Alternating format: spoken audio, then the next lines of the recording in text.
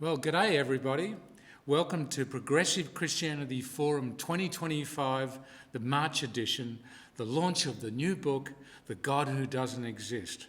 We had some technical issues with the recording last night, so we're now going to do a replay of some of the highlights of the launch.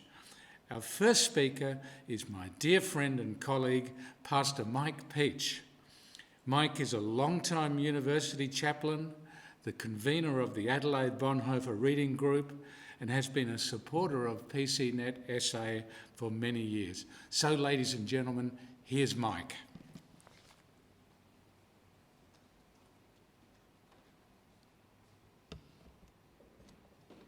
Thanks very much, Ferg. It's a great privilege and honour to have been asked by you to say a few words of introduction, encouragement and affirmation at this launch of this new book, The God Who Doesn't Exist. During the latter stages of the writing process of this book over the last year or so, I've read snippets of various chapters and had some very stimulating discussions with Fergus.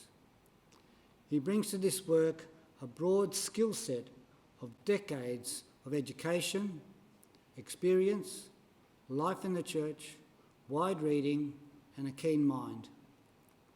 His academic background in both science and maths, as well as philosophy, is very evident throughout the book, along with being a keen observer of human beings, from the individual to the family to the wider society, and then reaching out to the creation of our vast universe over the millennia and light years.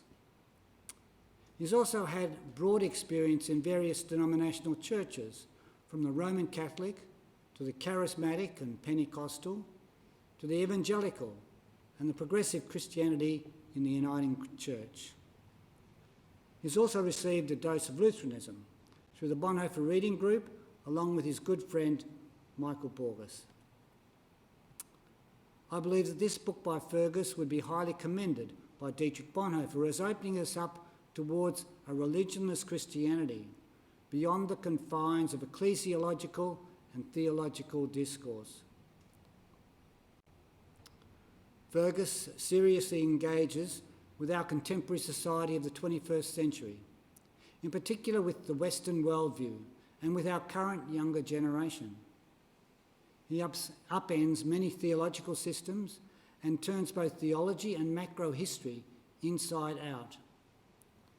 I imagine Fergus taking a block of marble, like a Michelangelo sculptor, and in that he sees what is inside the marble and gives us a clue at the start of the book as to what he intends to create out of that block of marble.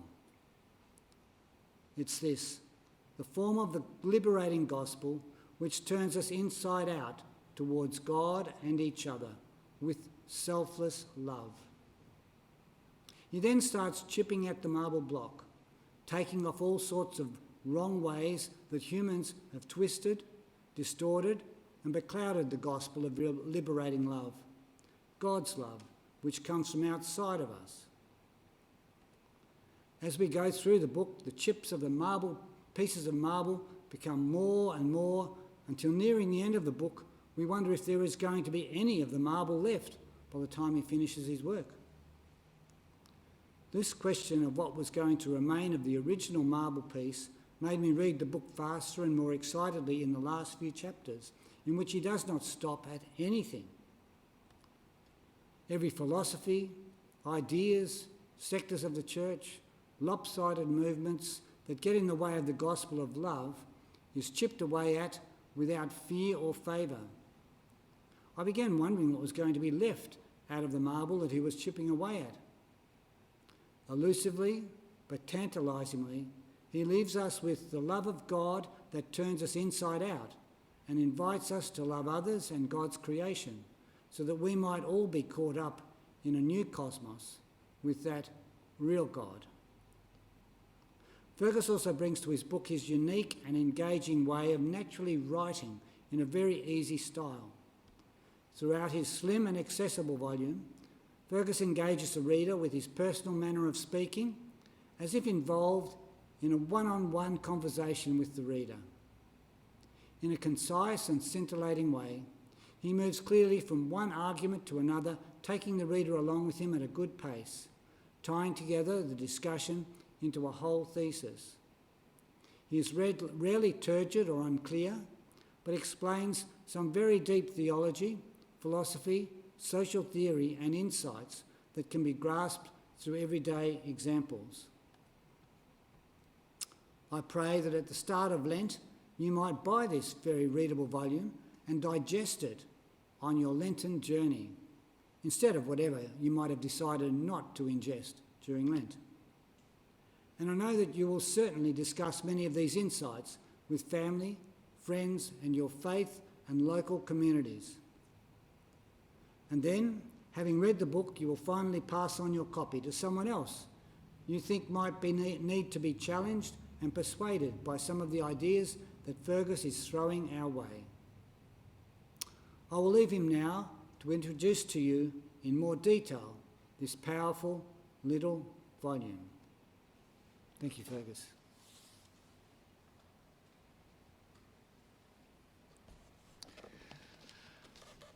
Well, thank you, Mike. I'm very honoured by your words, and welcome from me to everybody tonight. Glad you could be here. Well, The God Who Doesn't Exist, the book. Sounds like there's just one God involved in the story, doesn't it? The title character. But in fact, there's two, as you can read on the back cover blurb. The non-existent one of the title, whom we invented ourselves, and a second one who actually does exist, whom we didn't invent. So let me start my talk tonight with the first of these two gods. We'll get to the second one a bit later. They turn out to be a lot more interesting, of course, seeing they actually exist, and we didn't just invent them. Here's a very remarkable fact. Right now, for the very first time in human history, a very large group of people, the majority in the global West, don't believe in God. They've decided that God simply doesn't exist. A remarkable fact. Right throughout human history, up until maybe about the last 100 years, everybody everywhere believed in one God or another, sometimes many gods at once. They believed in anti-gods like demons or the devil. They believed in ancestor spirits, angels, spirits of nature, you name it. Human culture, the human imagination was positively teeming with supernatural agencies of all sorts, right until very recently. Over the long time span of human history, however, in many parts of the world, the multiple gods and other deities gradually distilled down to one single God, usually referred to just as God with a capital G.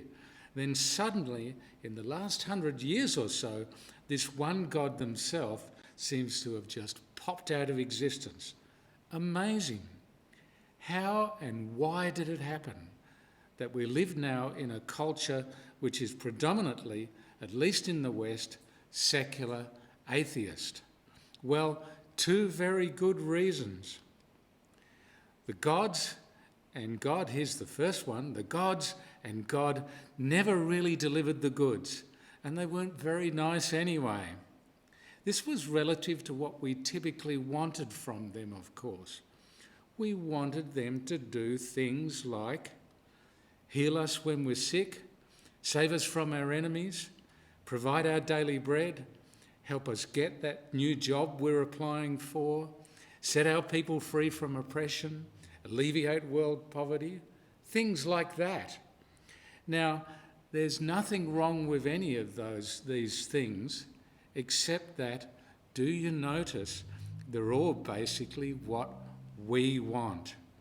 We wanted a God made to order, in our own image, basically, a projection of our own ego, who would be on call for us 24/7, hopefully, acting at our request in our favour. But being a projection of our own ego, they never delivered anyway. Yes, sometimes they did seem to deliver. Yeah, we did get better, we did defeat our enemies, we did get the job, that time. Whether this was God acting in our favour or whether these things just happened, perhaps through our own efforts, we were never quite sure. But this kept us going, hoping, believing, asking for a very long time. But gradually we woke up. If God was answering our prayers, they were doing it only very occasionally, and mostly there was just deathly silence, no response, nothing happening.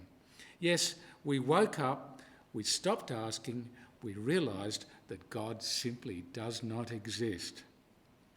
They weren't really very nice anyway. Apart from being extremely unreliable, this God we'd invented in our own image seemed to have a nasty side hustle in judgment and punishment. How else could we explain all the bad things that happen in the world, the real evil that seems to exist? If God is omnipotent, in control of everything, the bad things and evil must be down to, presumably, God's punishment of us for all the sin we've been committing. Help, I'm a sinner. How can I ever escape this vengeful God's judgment?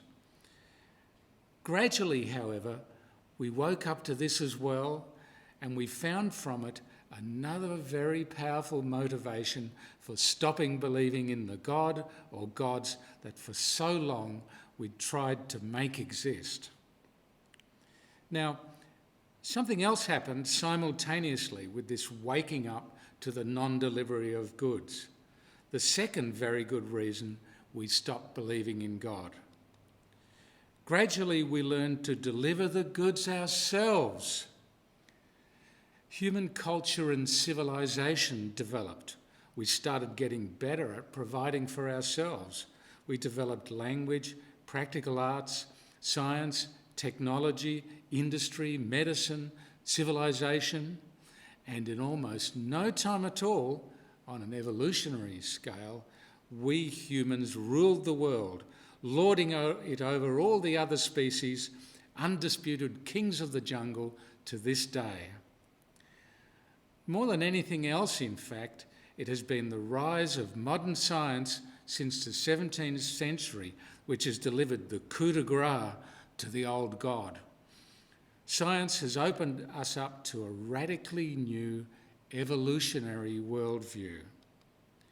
Far from being created in a once-off primeval event by some sort of divine creator, the latest theories have the universe being born with a big bang, bang, bang, some 13.7 billion years ago.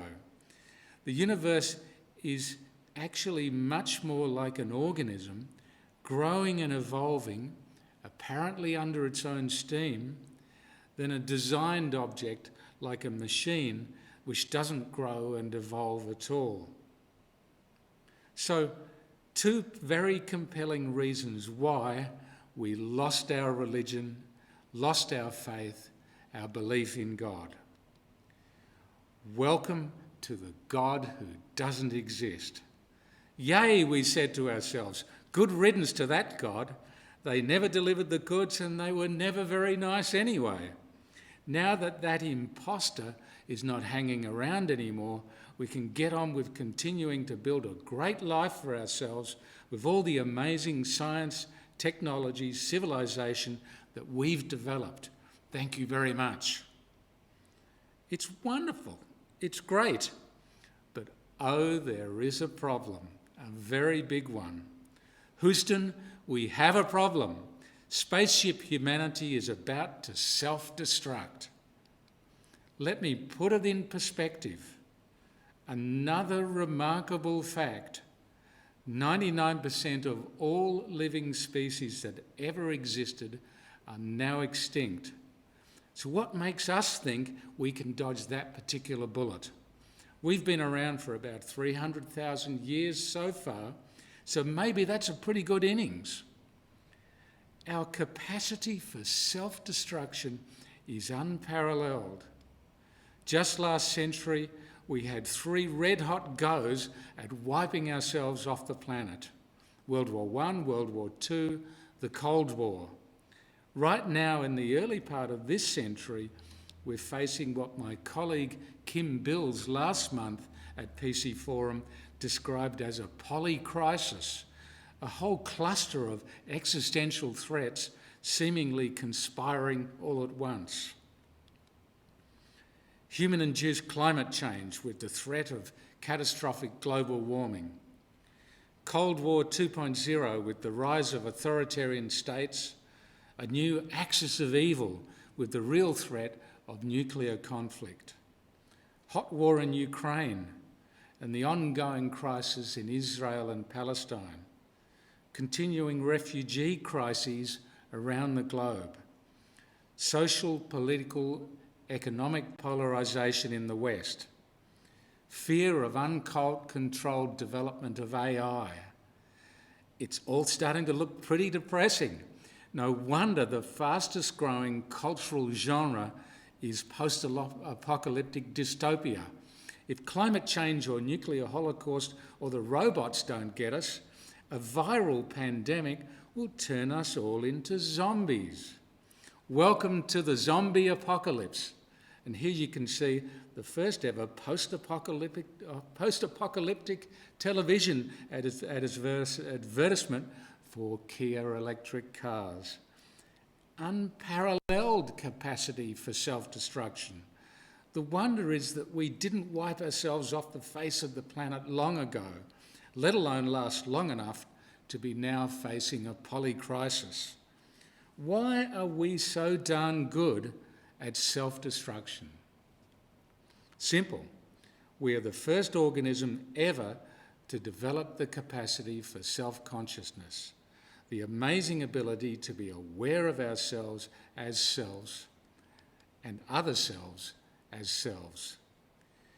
Self-consciousness is the secret to everything uniquely human.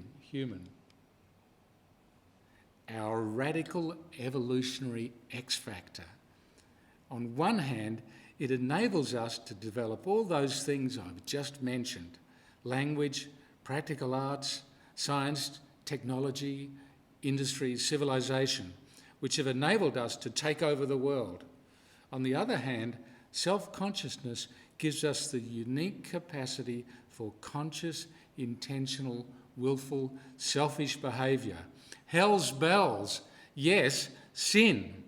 That's what original sin is, not a black mark we inherit from our supposed primordial ancestors, rather our innate, natural capacity for intentional, willful, selfish behaviour. Can you not see that our natural-born self-centredness is the root cause of all those problems that now conspire together in our current polycrisis? Human-induced climate change? Yes, we have had a bad habit generally for just about ever of exploiting environmental resources for whatever we can get out of them. Hang the consequences, that's somebody else's problem. Now that we can't say that any longer, we have to face the consequences together, we're finding it almost impossible to agree on what to do. You cut emissions. No, you cut emissions. And even though we now have great alternative energy technologies available, we still can't agree. And so on. Conflicts and wars, human groups fighting over control of land. We all need decent living space. Why can't we just share, cooperate? Unequal distribution of power, money, resources, and everyone clinging on to their own beliefs and ideologies. Natural-born human selfishness at the root of all these things. Even the threat of AI. The robots are, in the final analysis, purely human creations, so the only way they can do bad things to us is if selfish, ill-intentioned people program that capacity into them. So yes, natural-born self-centredness has always been the cause of our problems, always will be. Let's think about it from an evolutionary point of view. Self-consciousness is, as I've said, our great evolutionary X factor. The number one most important thing it opens up for us is the possibility of conscious, intentional cooperation. If we humans can learn the art of cooperating intentionally with each other, then the sky's the limit. There's no telling what we can achieve. But it's far more than just a nice thing that we could possibly do, learn to cooperate with each other. It's an absolute evolutionary imperative. Our very survival depends on it. Why? Because of our amazing capacity for self-destruction. As I've been saying, we are a danger to ourselves. So if we can't learn to cooperate, we are truly doomed. Unfortunately for us, however, conscious, intentional cooperation requires a non-zero amount of something we just haven't got. Selflessness. The capacity to let go of our own self-interest, even if just for a moment, even if just occasionally, and pay some attention to the interests of others. Yes, try a little kindness, generosity, consideration, respect, friendliness, politeness, sympathy, empathy, compassion, altruism. You might even go so far as to try a little selfless, unconditional love. Agape or agape is the familiar Greek word for this sort of love. If we can't acquire it, learn even just a little bit of selflessness, human cooperation will never be able to even get off the ground. Evolution can't help us. You know your Darwinism. We all learn about it in school. The wonderful theory stands or falls on one thing: the absolute self-interest of every single organism to survive, and survive at all costs. Don't even think about anything or anyone else. Every single organism that has ever existed does this, us included. We completely, unintentionally, unconsciously, naturally put our self-interest first. Evolution relies on it. It's survive, adapt, or perish. But the selflessness we humans uniquely need to be able to cooperate to survive requires us, as I've said, to let go of our natural self-interest, even if it's just for a moment. No can do. We would have to go completely against our nature.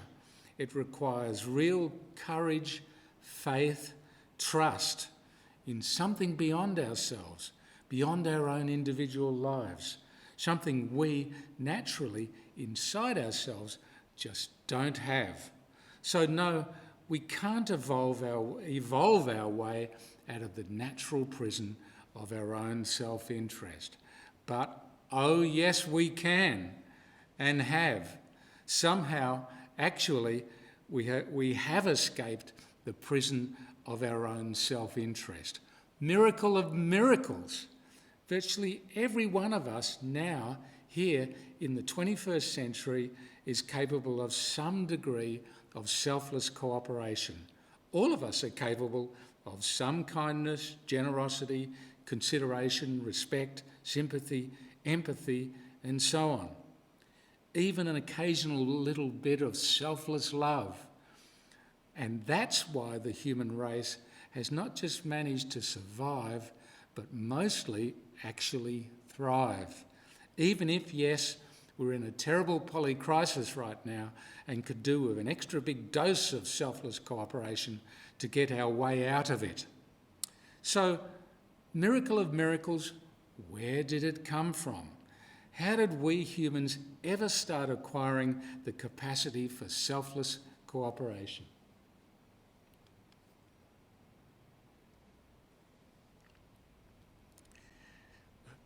It's a learned behaviour, not a natural born one, so someone has to teach it to us.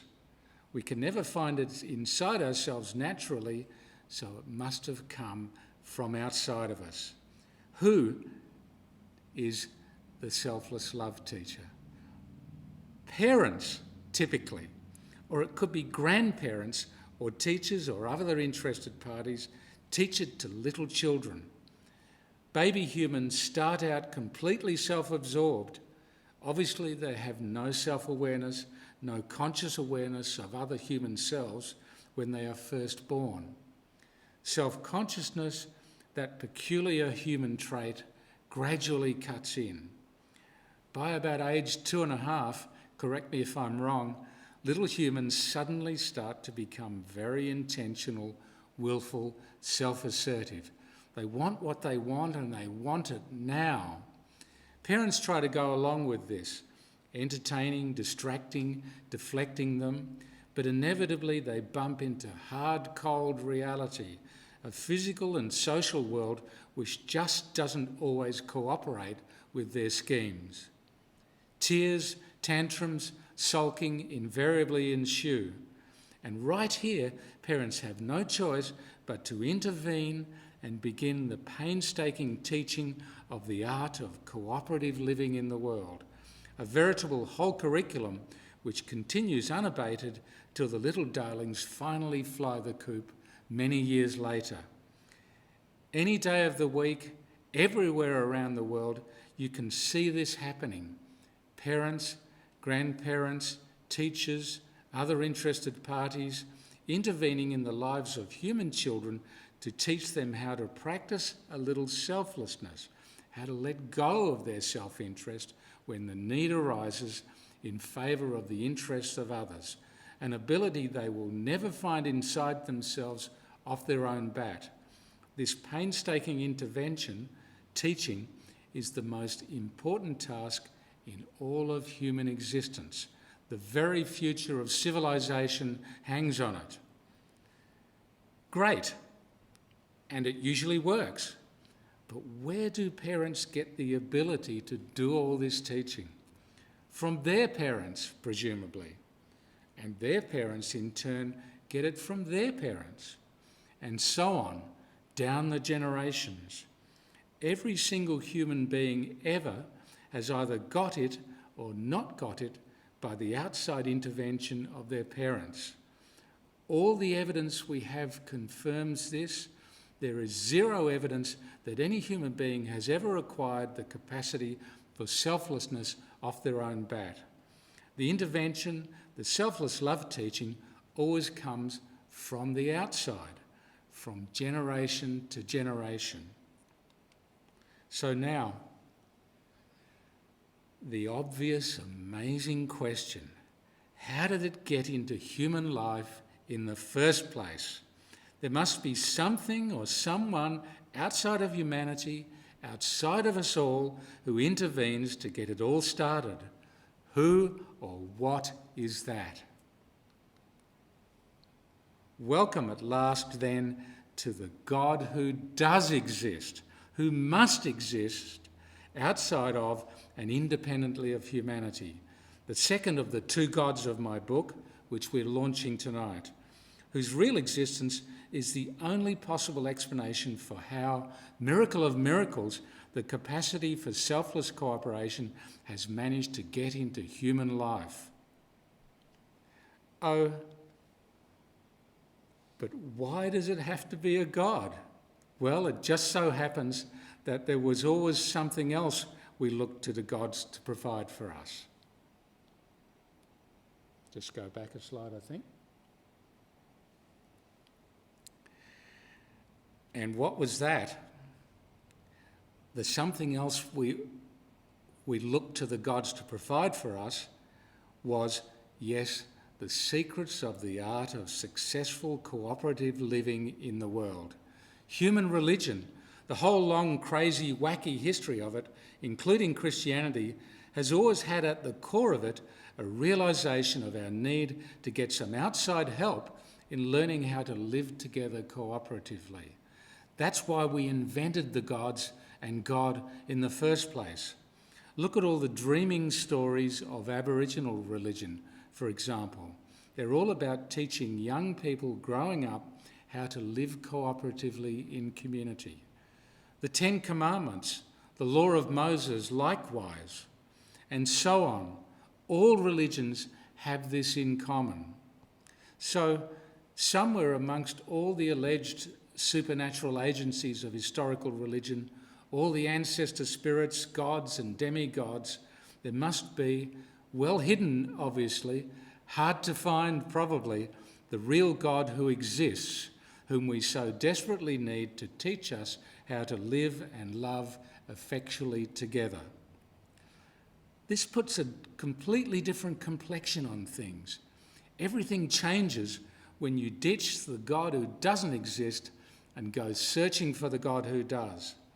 Suddenly, historical religion comes back into calculation.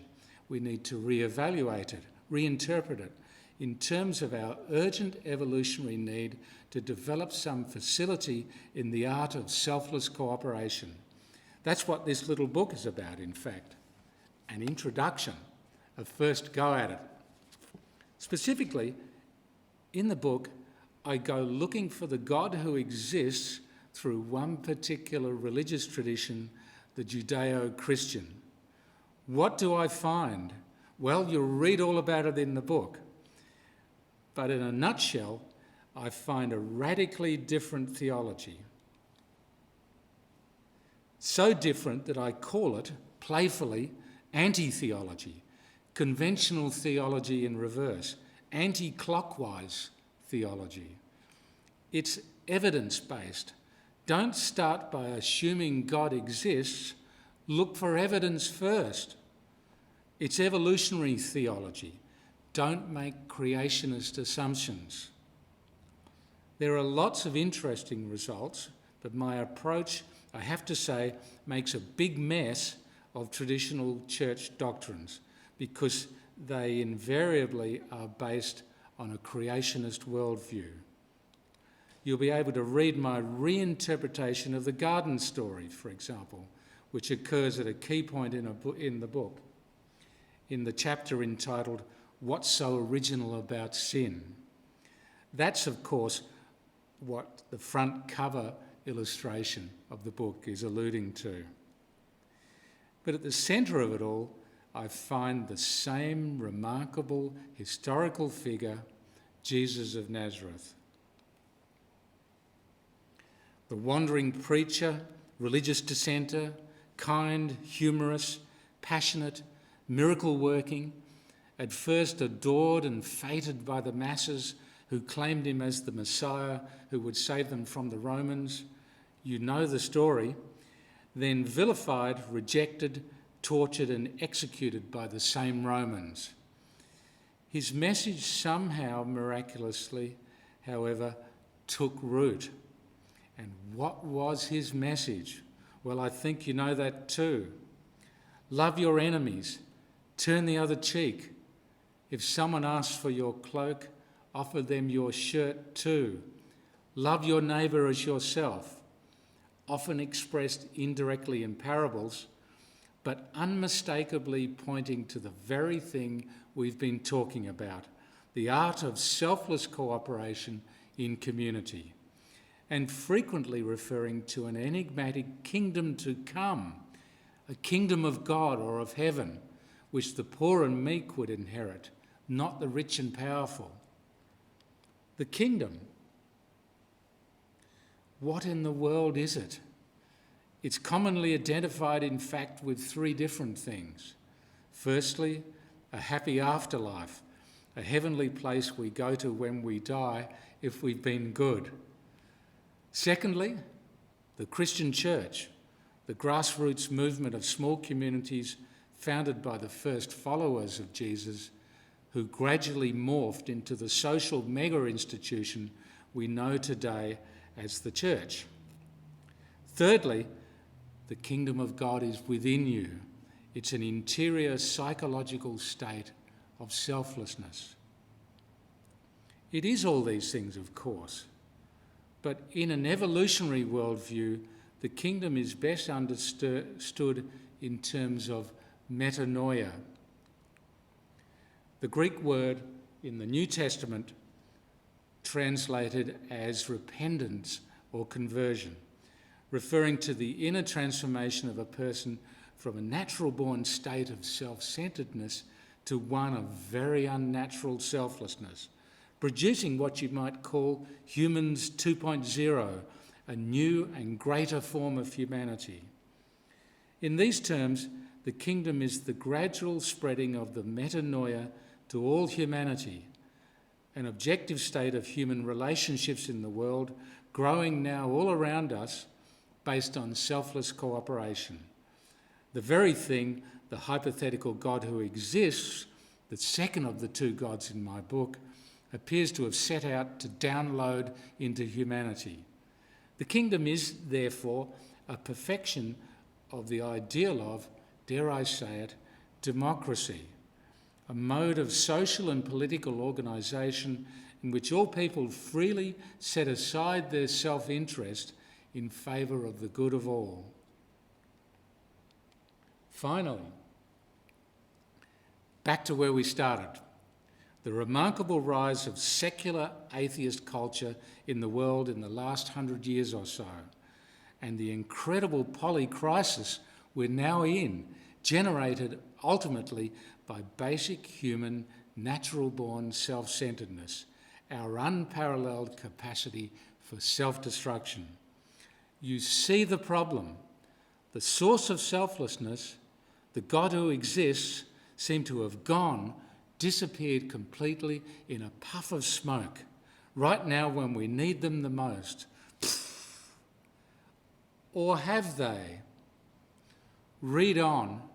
The God who doesn't exist, the book, if you dare, and find out.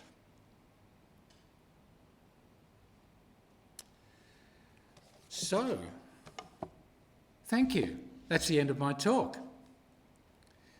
To find out more about who I am and the Anti-Theology Project, check out my website, antitheologia.com.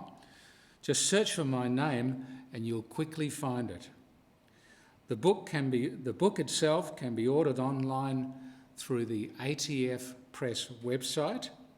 That's Australian Theological Foundation Press, or it's available through most online bookstores. Thank you for watching today. See you online for PC Forum next month, April 3. Good night and good luck.